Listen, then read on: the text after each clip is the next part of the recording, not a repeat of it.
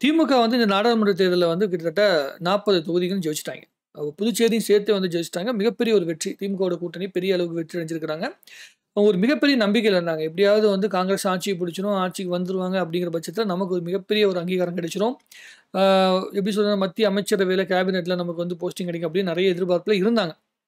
ஆனா, அது ஒரு விதத்தில வந்து தவிடுபொடியாகி இப்ப நிக்குது. இப்ப 40 பேரும் இருந்தாலும் அங்க போய் என்ன பெரிய அழுத்தத்த குடுக்க முடியும் அப்படிங்கிற ஒரு கேள்விக்குறி தான் இப்போதைக்கு நடந்துட்டு இருக்குது.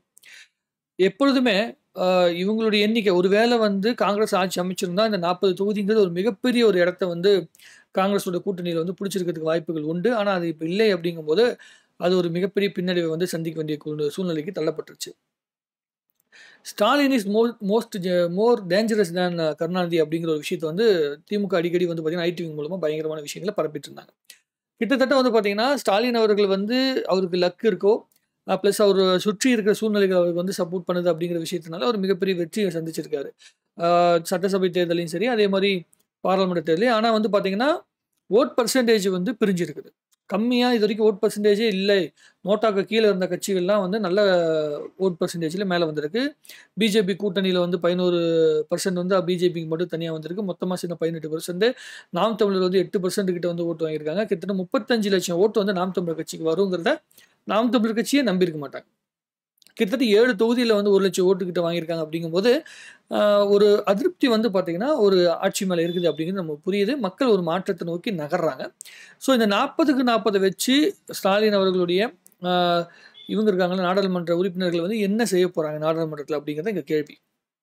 இதுக்கு முன்னாடி அ ஏடிஎம்கேல இருந்தவங்க வந்து பார்த்தீங்கன்னா, 38 பேர்லாம் போய் வந்து அங்க இருக்கும்போது அவங்க என்ன பண்றாங்க? சும்மா போய் உட்காந்துட்டு கேண்டீன்ல போய் சாப்பிட்டு வராங்க அப்படிங்கிற விஷயத்த தான் திமுக சேர்ந்தவங்க பல பேர் வந்து பார்த்தீங்கன்னா, கிண்டல் பண்ணாங்க.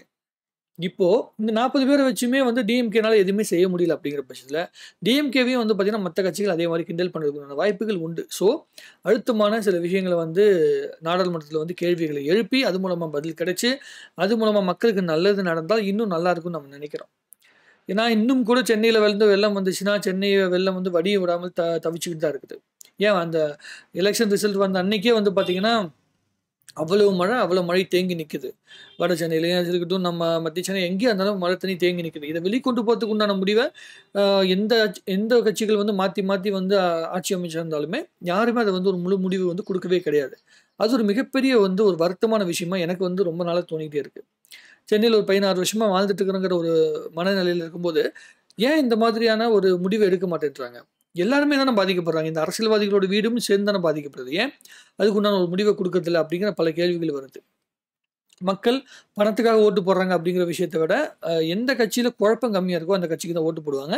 திமுகவுடைய கூட்டணி உடையாது அப்படிங்கிற விஷயத்த மீடியா மூலமா ரொம்ப அழுத்தமா பதிவு பண்ணியிருக்காங்க. அப்ப மக்கள் மத்தியில என்ன ஆயிரும்னா, திமுக வந்து கட்சி வந்து பலம் வாய்ந்த கட்சியாக இருக்கு. ஏன்னா அவங்களுக்குள்ள குழப்பம் இல்ல. சண்டை போட்டுக்கல. திமுகவ இவங்க தான் வந்து ஆட்சியில இருக்க போறாங்கன்னு அவங்க ஒரு முடிவுல இருக்கிறாங்க. இவங்களோட கண்ட்ரோல்ல தான் ஒட்டுமொத்த கட்சியுமே இருக்குதுங்கிற ஒரு மனநிலை இருக்கு அப்படிங்கும்போது, அவங்களுக்கு ஆட்டோமேட்டிக்கா ஓட்டு போடுறாங்க. ஆனா இப்ப அதிமுகவ எடுத்துக்கங்க. அதிமுகல எங்க வந்து ஒற்றுமை இருக்குது? எடப்பாடி பழனிசாமி அவர்களா, ஓபிஎஸ் அவர்களா, அப்புறமேட்டு ஜெயதீபான்னு ஒருத்தவங்க வந்தாங்க. மாதவன் ஒருத்தர் கட்சி ஆரம்பிச்சாரு. அதிமுகல யாரு கட்சி அதிமுகலேருந்து பிரிஞ்சு வந்தவங்க கட்சி ஆரம்பிச்சவங்களோட எண்ணிக்கை போட்டாங்கன்னா, உங்களுக்கு அடிஷன் பேப்பரே பத்தாது. அத்தன பேர் பிரிஞ்சு, அத்தனை இயக்கத்தையும், அத்தனை பேரவையும் ஆரம்பிச்சிருக்கும்போது, இது குழப்பம் வாய்ந்த கட்சி.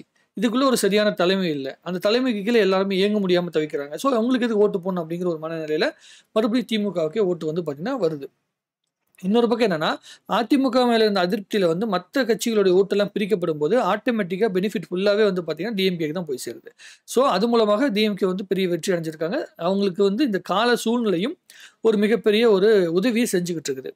ஆனா, எனக்கு பொறுத்தவரைக்கும் என்னன்னா, ஆ சட்டசபையிலயும் ஒரு பெரிய அந்தஸ்துல இருந்துகிட்டு, பார்லிமெண்ட்லயும் ஓரளவுக்கு வந்து பார்த்தீங்கன்னா, நல்ல எல்லா சீட்டையும் ஜெயிச்சு முடிச்சதுக்கு பிறகும் கூட, இன்னும் மக்களுக்கு அடிப்படையான விஷயங்கள்ல வந்து இன்னும் ப்ராப்ளம் வந்துட்டே இருக்குது. கரண்ட் கனெக்ஷனா இருக்கட்டும், கரண்ட் பில்லா இருக்கட்டும், அதே மாதிரி சொத்து வரியிலேருந்து ஒவ்வொரு விஷயங்களும் இன்னும் இன்க்ரீஸ் ஆயிட்டே இருக்கே தவிர எதுவுமே கம்மி ஆவல. சென்ட்ரல் லெவல்ல வந்து அங்கேயும் வந்து கம்மி பண்ற மாரி நமக்கு தெரியல. ஸ்டேட் லெவல்ல இருக்கிற விஷயங்களும் கம்மி பண்ற மாரி தெரியல. பெட்ரோல் விலையும், கேஸ் விலையும் மட்டுமே நம்ம கண்ல காட்டிட்டு, இந்த பருப்பு விலையும், தக்காளி விலையும், ஏன் இப்ப கொத்தமல்லி, புதினா விலையிலும் எல்லாமே விலை ஏறிக்கிட்டு தானே போயிட்டு இருக்கு. இதெல்லாம் யார் வந்து சரி பண்றது?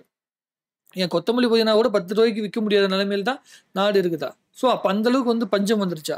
அந்த அளவுக்கு வந்து இங்க சரியா வந்து நம்ம எப்படி சொல்றதுன்னா, அதை சரியா வந்து மெயின்டெயின் பண்றதுக்கு இங்க வந்து ஆ என்ன சொல்றது, அந்த உழவர் சந்தைகள் அதெல்லாம் சரியா வந்து அமையலையா? இப்படி நிறைய கேள்விகள் நமக்குள்ள எழும்பிக்கிட்டே இருக்குது. ஸோ இந்த 40க்கு 40 ஜெயிக்கிறது மட்டும் பத்தாது. இந்த 40க்கு 40 தக்க வைக்கிறதுக்கு அரசியல் ரீதியான தக்க வைப்புகள் மட்டும் பத்தாது. அது மூலமா மக்களுக்கும் நல்லது நடக்கும்னு நினைக்கிறேன். ஒவ்வொரு எலெக்ஷன் வரும்போது ஒரு முட்டையில நீட்னு எழுதிட்டு வந்து காட்டுறது, ரொம்ப சிம்பிளான பட்ஜெட்ல வந்து அரசியல் பண்றது. அப்புறம் ஒரே ஒரு செங்கல், ஒரு ரூ. 20க்கு ஒரு செங்கல் வாங்கிட்டு வந்து அந்த செங்கல்ல நீட்னு எய்ம்ஸ்ன்னு சொல்லி எழுதி அதை மட்டும் அரசியல் பண்ணி, இது ரொம்ப பழைய அரசியல். ஆனா அது மூலமா ஜெயிச்சிரலாம். ஓகே, ஏதோ ஒண்ணு பண்ணி வந்து ஜெயிக்கிறதுக்கு உண்டான வாய்ப்புகள் வந்துரும். ஆனா மக்களுக்கு என்ன நல்லது நடக்க போகுது? குறை சொல்றதுனால மட்டுமே, ஆட்சியை பிடிக்கிறதுனால மட்டுமே மக்களுக்கு என்ன நல்லது நடக்க போகுது? சென்ட்ரலா இருக்கட்டும், ஸ்டேட்டா இருக்கட்டும், எல்லா இடங்கள்லயுமே ஒரு குறிப்பிட்ட குடும்பங்கள் மட்டும், குறிப்பிட்ட ஆட்கள் மட்டுமே வந்து எல்லா பலனையும் அனுபவிக்கிறதுனால மக்களுக்கு என்ன நல்லது நடக்க போகுது? அப்படிங்கிற கேள்வி மட்டும் தான் எழுந்துகிட்டே இருக்குது. ஆனா இந்த தடவை கண்டிப்பா வந்து ஏதாவது ஒரு நல்லது பண்றதுக்கான முயற்சிகள் எடுப்பாங்க அப்படின்னு வந்து நம்புவோம்.